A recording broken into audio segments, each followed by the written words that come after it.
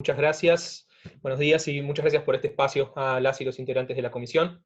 Una de nuestras principales preocupaciones por las que fue solicitada esta audiencia se relaciona con los problemas de acceso a justicia durante la pandemia y eventual pospandemia, y especialmente en relación a aquellas barreras que están enfrentando los grupos más vulnerabilizados de nuestros países. Como ustedes saben, en este nuevo contexto se han precipitado afectaciones masivas de derechos que requieren ser protegidas por los estados, y esto ha generado consecuencias diferenciadas respecto de los colectivos y grupos que mencionaba en su introducción Úrsula.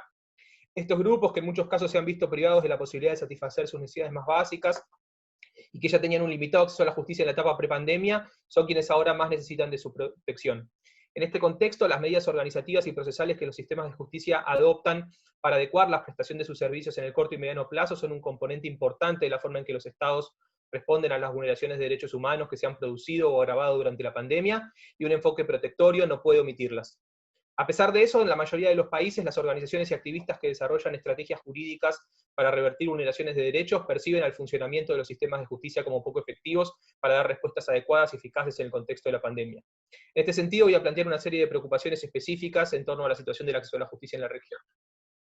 Un primer punto se relaciona con la escasez de medidas suficientes para la adaptación al nuevo contexto.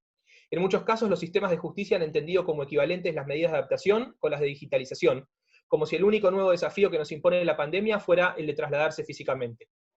Y la verdad es que, además de las barreras propias del distanciamiento, la pandemia ha impuesto, por ejemplo, nuevos obstáculos de tipo económico para acceder a la justicia, así como para obtener asistencia legal. En un contexto en el que la economía se ha visto afectada con un impacto diferencial en los colectivos en situación de pobreza, la asistencia legal gratuita se ha vuelto una necesidad cada vez mayor, pero no se contemplaron medidas para la supresión de barreras económicas que puedan estar afectando a estas personas. En general, los países no han ampliado, por ejemplo, las garantías de gratuidad, ni han definido nuevas estrategias para reducir los costos económicos de los procesos. En particular, el acceso a la defensa pública o a la asistencia legal gratuita, especialmente en materia no penal, se vio seriamente afectada, a pesar de la implementación en algunos casos de adaptaciones en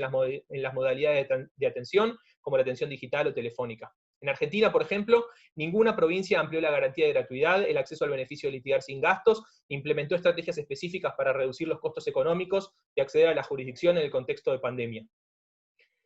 Otro problema se relaciona con la falta de claridad y las divergencias en muchas jurisdicciones respecto de los criterios de admisibilidad de las causas cuando se han interrumpido los servicios para tramitar solo causas urgentes. Esto ha producido suma incertidumbre en estos grupos sobre si sus necesidades jurídicas podrían o no ser escuchadas por los tribunales.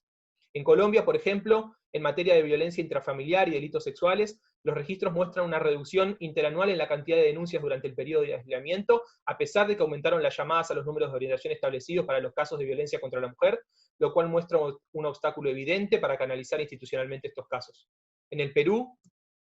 estos problemas están impactando, por ejemplo, en las víctimas de graves violaciones a los derechos humanos, quienes cuentan con procesos de justicia e impunidad de décadas y en los que las familiares de las víctimas tienen avanzada edad, suelen ser personas de bajos recursos económicos y vivir en zonas alejadas. Ha sucedido ya el quiebre por segunda vez de un juicio, del caso Comando Rodrigo Franco, la publicidad de las audiencias aún son cuestionadas, como acontece en el caso Manta y Vilca, y las demoras para el llamamiento a juicio aún permanecen, como en el caso Melissa Alfaro. En México, recientemente un grupo de 24 organizaciones de derechos humanos debieron elaborar un informe sobre los efectos de la pandemia en las personas migrantes y refugiadas, preocupadas por las graves violaciones a derechos humanos documentadas por organizaciones defensoras y albergues en ese país contra esas comunidades. Por otro lado, la contracara en materia de digitalización de procesos judiciales se evidencia con la enorme brecha digital que aún existe en nuestro continente. Los sistemas remotos que se venían utilizando o que se han adaptado todavía enfrentan desafíos para su plena operación, pero además presuponen que las personas tengan acceso a medios electrónicos y conocimientos tecnológicos para poder acceder a la justicia, lo cual se vuelve de suma dificultad para población rural, comunidades indígenas, habitantes de asentamientos informales, donde Internet no llega, entre otros. A las barreras por la falta de cobertura por servicios deficientes en determinadas zonas se suman barreras económicas para el acceso a Internet, problemas de analfabetismo digital, etc. En Bolivia, por ejemplo, los servicios de Internet que llegan a las poblaciones rurales cubren solamente el 6% de dichos territorios, y el porcentaje de internautas en las poblaciones rurales llega solo al 17% de la población boliviana. En Colombia, donde el promedio de la penetración de Internet fijo en hogares apenas supera el 40% y llega tan solo al 20,5% en el estrato socioeconómico más bajo, se vio, por ejemplo, seriamente afectada la participación de las víctimas en materia de graves violaciones de derechos humanos de competencia de la Jurisdicción Especial para la Paz. En muchos casos no se han podido recibir los testimonios de algunas víctimas a través de medios virtuales, pues ellas pidieron que no se hicieran a través de estos medios, sino presencialmente, por ejemplo, en casos de violencia sexual. En el Perú se ha identificado también que la virtualidad está generando muchos problemas sobre todo para defensoras y defensores indígenas y de poblaciones rurales. En Argentina, finalmente, obtuvimos recientemente una medida cautelar para que el Estado asegure el acceso universal a Internet en las villas y asentamientos informales de la ciudad de Buenos Aires, en los que las empresas prestadoras de Internet se niegan a ofrecer el servicio. Sin embargo, el Estado local se resistió a implementar estas medidas y la orden judicial terminó siendo revocada. Por ello es necesario que los Estados adopten medidas para remover las barreras económicas y culturales para el acceso a servicios de Internet y que los sistemas de justicia implementen mecanismos compensatorios para solucionar esta situación de desigualdad, garantizando el acceso real a la justicia de estas personas. Finalmente, para cerrar, nos preocupa mucho la falta de participación de estos grupos y de la sociedad civil en general a la hora de diseñar este conjunto de nuevas medidas y políticas adaptadas por los sistemas de justicia. En términos generales, los poderes judiciales no se han hecho cargo de generar evaluaciones y diagnósticos de las situaciones que actualmente atraviesan las personas para acceder a la justicia, ni se han dispuesto a escuchar esas necesidades por parte de las propias personas afectadas. Si bien en algunos casos se elaboraron protocolos para ciertos grupos, especialmente en materia de violencia de género, en la mayoría de los casos estos colectivos no participaron en su elaboración, validación e implementación.